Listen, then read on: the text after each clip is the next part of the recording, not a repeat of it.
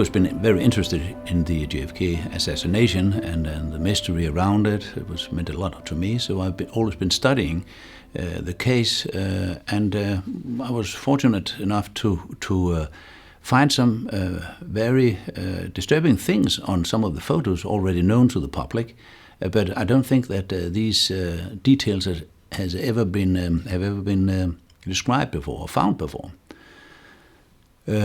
Some of them, one of them was the shooters behind the picket fence.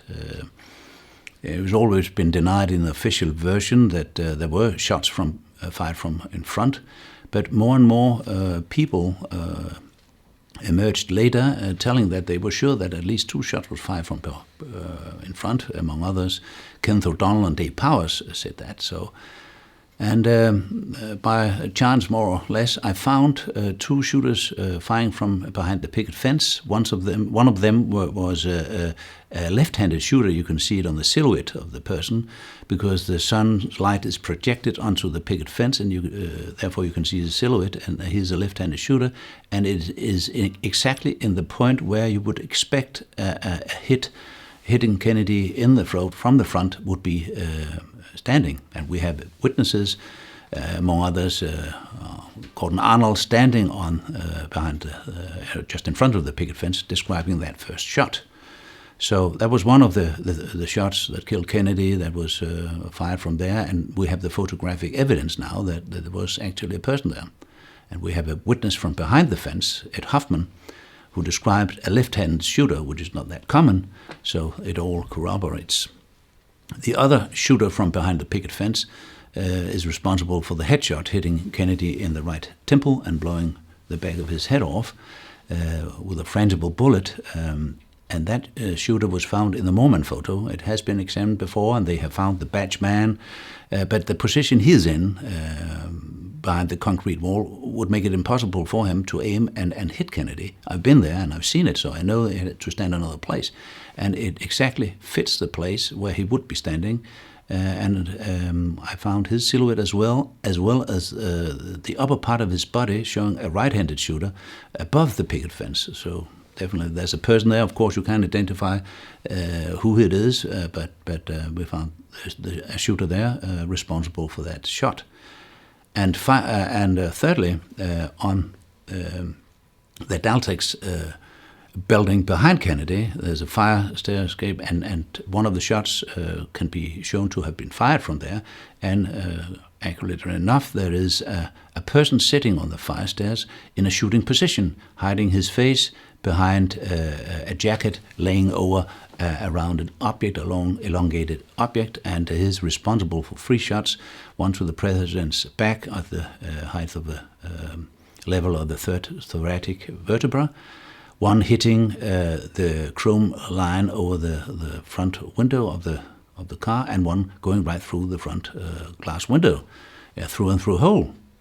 And that projected further down the street, hit the curb, which knocked off a little chip that cut James Take on his cheek and was described therefore immediately.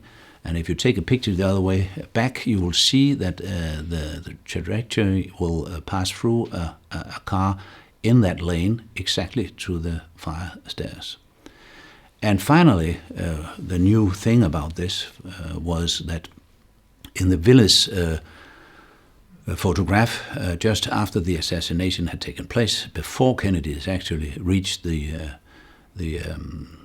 underpass, you see this guy in an apron, a bulletproof apron, walking as if in control over Elm Street, whereas everybody else is alarmed and reacting in panic, but he's in control. Nothing has surprised him. It has been suggested he's a local butcher in his lunch break, but I don't think it's the average butcher you would find around the corner.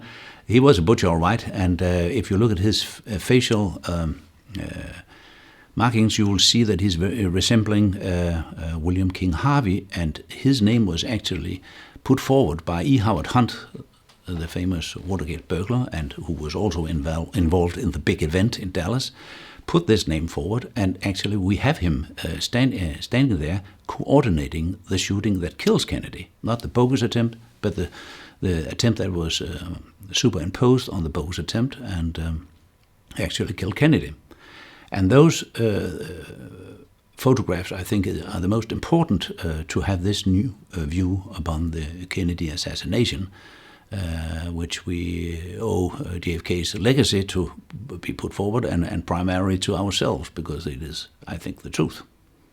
I was very interested in the JFK assassination, and before even thinking about writing a book about it, I just had these pictures laying around on my different computers, even on my computer in the hospital.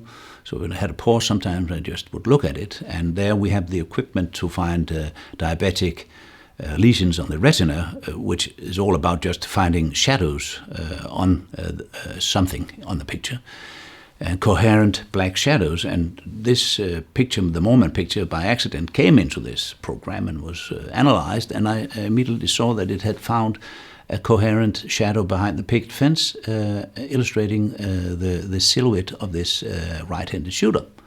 So, among other things, I found that photo and began to be very interested in it, and I found some very, I think, new things never having been described before, which would put a whole new light on the Kennedy assassination, and that's why I progressed to write a book about it, the JFK High Noon in Dallas, it's called, or in Danish, President Kennedy's High Noon in Dallas, which is an appropriate title, because what is really happening in this Wild West scenario is that Kennedy is going forth and is doing something actually in a mission for his country, but is gunned down by his own countrymen in a high treason kind of fashion.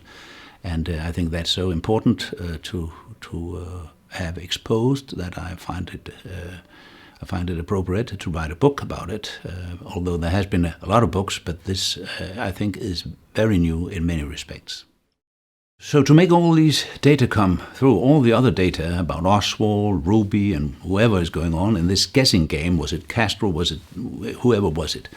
It is actually interesting to see that what I think is that it all started with a Castro-Oswald scenario, where they wanted to make a provocation, a bogus attempt on Kennedy in Dallas to arouse world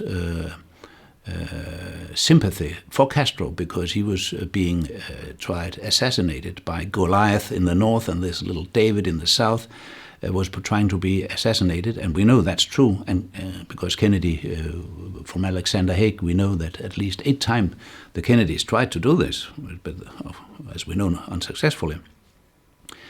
So that was Castro's approach to it, a bogus attempt.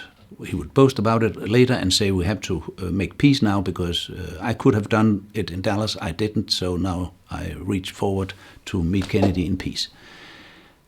Some of the agents involved in that, Ruby maybe, was on both sides, and this would have been known by the Kennedy administration that this was going to happen, this bogus attempt, and they were trying to exploit it in a fashion that it would be aggravated if somebody got hurt there, maybe Connolly, which he did, a separate shot. It could be elevated into an international situation where it would legitimize the invasion of Cuba, which they had already planned for the 1st of December, C-Day. So that was the Kennedys' plan, among other things. And on top of that, the rogue element of the CIA, in cooperation with the mafia and other political interests, wanted to get rid of Kennedy, Johnson, Nixon, and so forth. They actually just superimposed their own real killing of Kennedy on top of this bogus attempt, and let everybody afterwards in the dark, because nobody wanted the truth to come forth. Nor the Kennedys, or nor any of the agencies, and certainly not the conspirators, because world peace was at stake here, and even the peace in the States were at stake here. It was a kind of a civil war, as 100 years before. Then it was at the bottom of the pyramid. Here it was just in the top of the pyramid that this civil war was all played out, and we all know the consequences.